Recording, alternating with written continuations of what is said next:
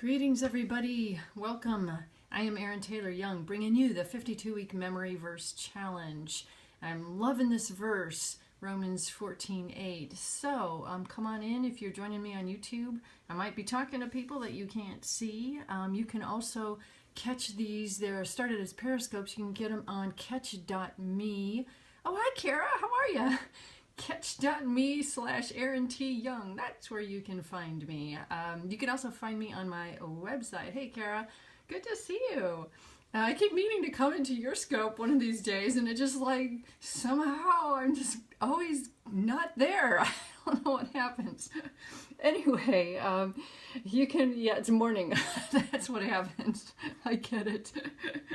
So, you can also find me at erintayloryoung.com. You can find a list of these verses. Oh, Kara's up early. Okay, well, I'm actually running late today. So, that's why we're connecting. I'm late. You're early.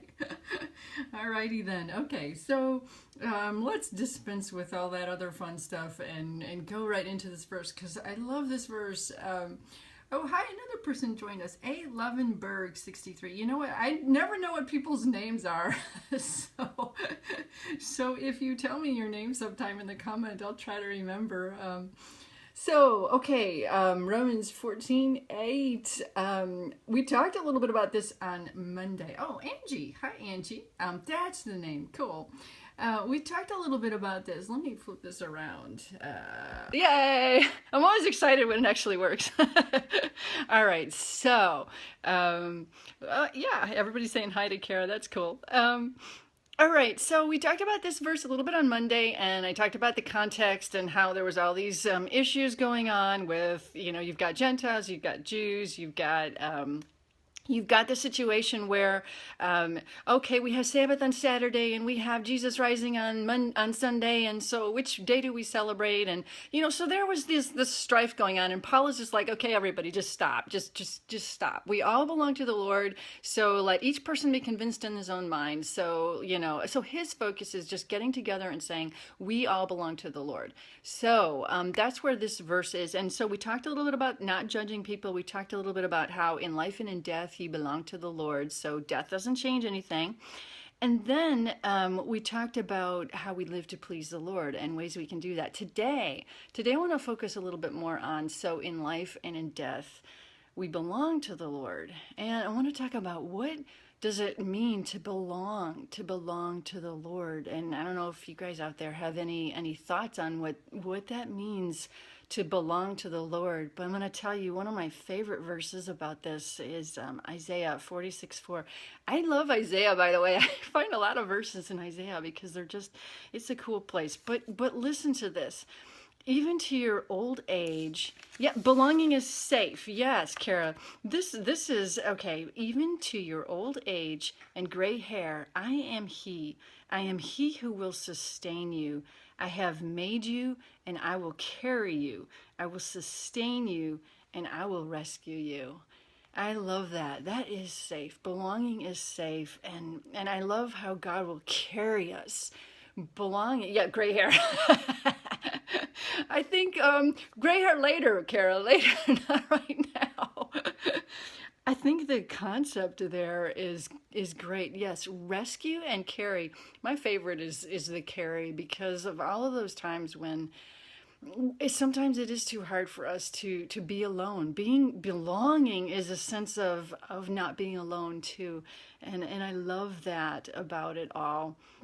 So we get all these benefits from belonging to God, but sometimes I think that there's a tendency for us to forget the other side of it. If God is saying you belong to me and he's doing all these things for us, yeah, it is. It's calming to think about how God carries us. Now I want to flip it and think about, what about us?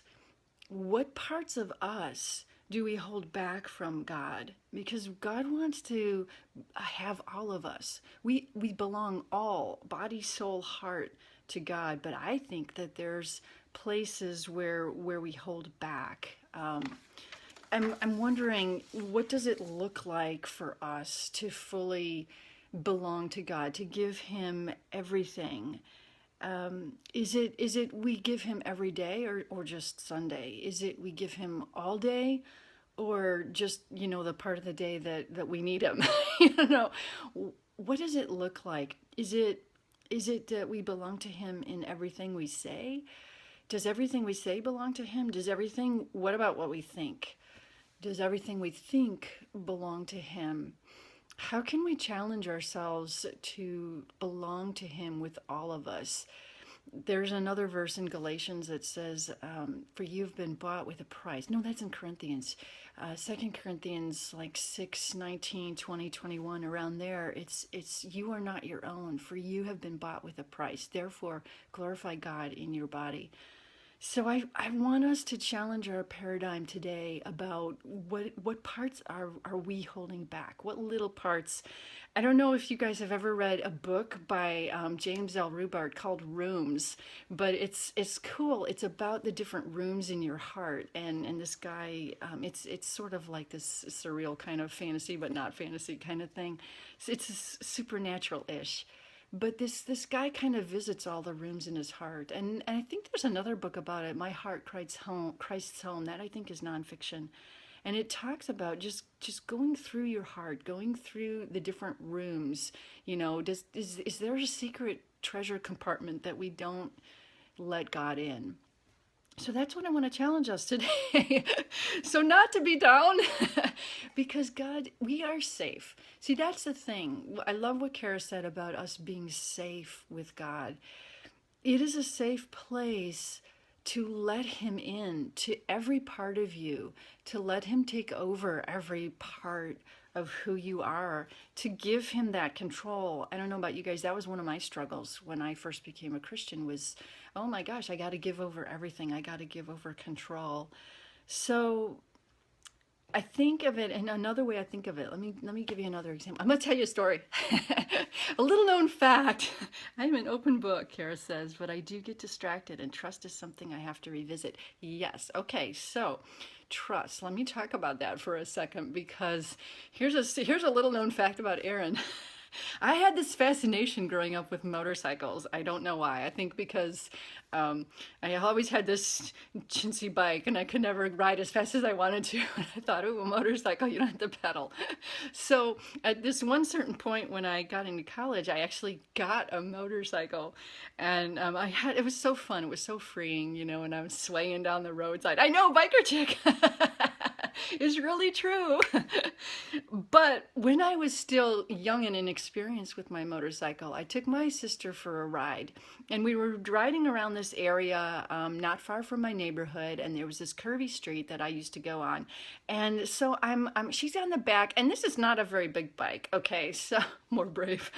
This is not a very big bike. So there's two of us on this bike, and I'm curving.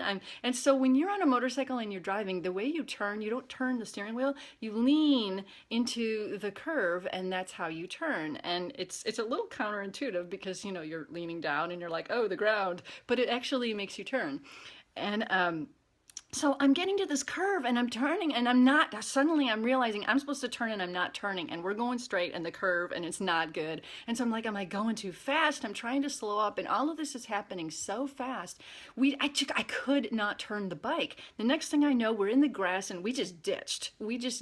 I don't know. I'm like, the bike is on top of me and my sister's like 30 feet away, literally. And I thought I killed her, first of all. So I go run into her, and she happened to land on somebody's, like, the railroad tie that was like blocking their drive, or kind of like on the side of their driveway, and I think it just knocked the wind out of her. And she's like, I'm like, are you okay? And she's like sort of doing this weird wave, and I'm like, yeah, I was frightened because I thought, like, she's dying and I don't know what to do.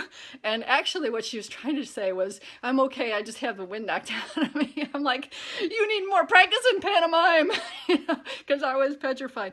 So later I'm like, why in the world did we crash? And she's like, I know. She's like, when I felt the bike starting to turn inward, I kept leaning the other way. And I'm like, what? What? You did not lean with me. So she was leaning against me. Okay. And when you're driving on that bike and you got the driver leaning in and you got the person on the back leaning out, You are not going to go where the driver wants you to go. And the driver is the one who sees, okay? The driver needs to be in control. And I think, and when I became a Christian, that was my hard thing. I'm like, I got to sit on the back of the bike, and God is going to be driving the bike.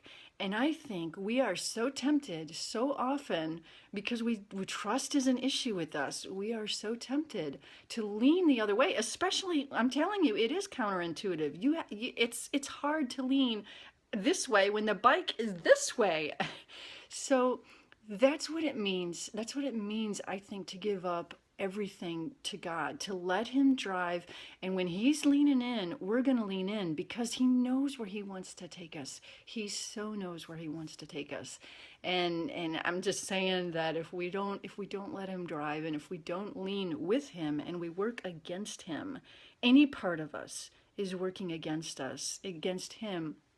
Yes, we crash and burn. Exactly. That's exactly the deal. And God does not want us to crash and burn. He has the best in his mind and heart and his plan. Since before we were born, he has this plan for us. And so that's what we want to do. So today, okay, guys, let's go back to our verse here. While we live to please the Lord. Yes, I love it too, actually. Thank you. Thank you guys for participating. While we live to please the Lord, and when we die, we go to be with the Lord. So in life and in death, we belong to the Lord. And Kara says, I like thinking about him, knowing what he has in mind for us. Yes, there's a lot of cool verses about that too. So I'm going to leave you guys with that. Have a great weekend, and I will see you on Monday, probably. Bye.